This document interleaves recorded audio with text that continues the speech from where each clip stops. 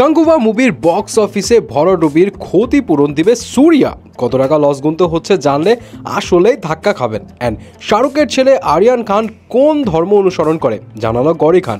Finally থাকছে 3% বাঁচার সম্ভাবনা থেকে মাত্র 40 দিনে পুরোপুরি ক্যান্সার মুক্ত নবজোৎ সিং সিদ্ধুর স্ত্রী, তাও আবার সির্ফ খাবারের রুটিন চেঞ্জ করে। ডক্টররাও গেছে চমকিয়ে, হচ্ছে কিছুটা বিতর্ক। मैं सबको बोलना चाहता हूं कि ये ग्रेड 4 स्टेज 4 से ये 40 दिन में वापस आ गई थी। আরে একটু দাঁড়ান, এই উইন্টারে best quality drop shoulder sweatshirt পেয়ে যাবেন চালাকের ফেসবুক পেজে। এন্ড প্রোডাক্ট কতটা প্রিমিয়াম সেটা আপনি ক্যাশ অন ডেলিভারির মাধ্যমে প্রোডাক্ট হাতে নিলেই বুঝবেন। প্রথমে আসি গাঙ্গুবার কাছে।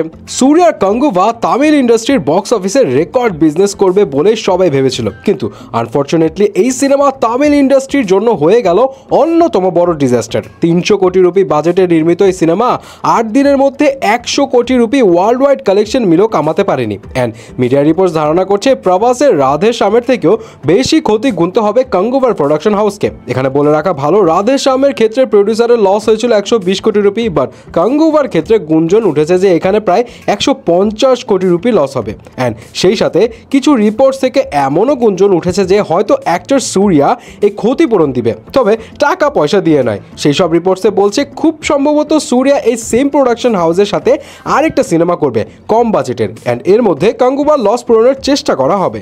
এবার আসি নবজোৎ সিং সিদ্ধুর কাছে।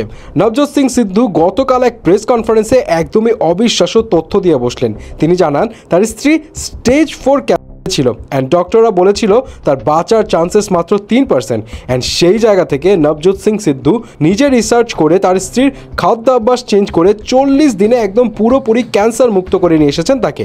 সে জানায় সেল যদি খাবার না পায় তাহলে সে নিজে নিজে নষ্ট হয়ে যায়। অ্যান্ড সে তার স্ত্রীকে কোনো ধরনের সুগার অ্যান্ড কার্বোহাইড্রেট দিত না। खाना खाया 6 साढ़े 6 और सवेरे अगले दिन 10 बजे स्टार्टेड द डे विद नींबू पानी। उसके आधा घंटा बाद 10-12 नीम के पत्ते, और इसमें कोई पैसे नहीं लगते हैं सीरियसली। তিনি আরও জানান তার ওয়াইফকে তিনি আপেলের খোসা, বিভিন্ন রকম জুস যেমন বিটরুটের জুস, এরপর নানা রকম বাদাম খেতে দিতেন। অ্যান্ড রাতে একবেলা জাস্ট ভাতের পরিবর্তে কিনোয়া খেতে দিতেন। এখন নবজোতের এই ভিডিও অনেক সাড়া ফেলেছে, অনেকে অবাক হচ্ছে, অনেকে এটাও বলছে ফাস্টিং বা আমরা মুসলিমরা যে রোজা রাখি সেটা আসলে অনেক গুরুত্বপূর্ণ মানব দেহের জন্য। তবে অনেক ডক্টরসদের মতে নবজোতের এমন দাবি আসলে গ্রহণযোগ্য না, কারণ ট্রেডিশনাল মেডিসিন না খেয়ে কিংবা কোনো ধরনের থেরাপি না নিয়ে মুক্ত হওয়া অনেকটা অসম্ভব। অ্যান্ড ডক্টরসরা আরও বলছে না খেয়ে থাকলে ক্যান্সারের সেল বিনষ্ট হয়ে যায়, এটাও ভুল কথা।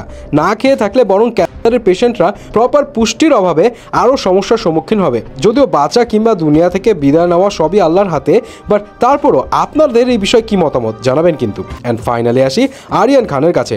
শাহরুখ খান যেখানে মুসলিম, তার স্ত্রী গৌরী খান কিন্তু হিন্দু। তাদের বাসাতে দুটো ধর্মই সুন্দরভাবে পালিত হয়। অ্যান্ড এই বিষয়ে গৌরী অনেক আগে কফি উইথ করণের একটা এপিসোডে বলেছিলেন যে আমি শাহরুখের ধর্মকে বিশ্বাস করি না, কিন্তু যথেষ্ট সম্মান করি।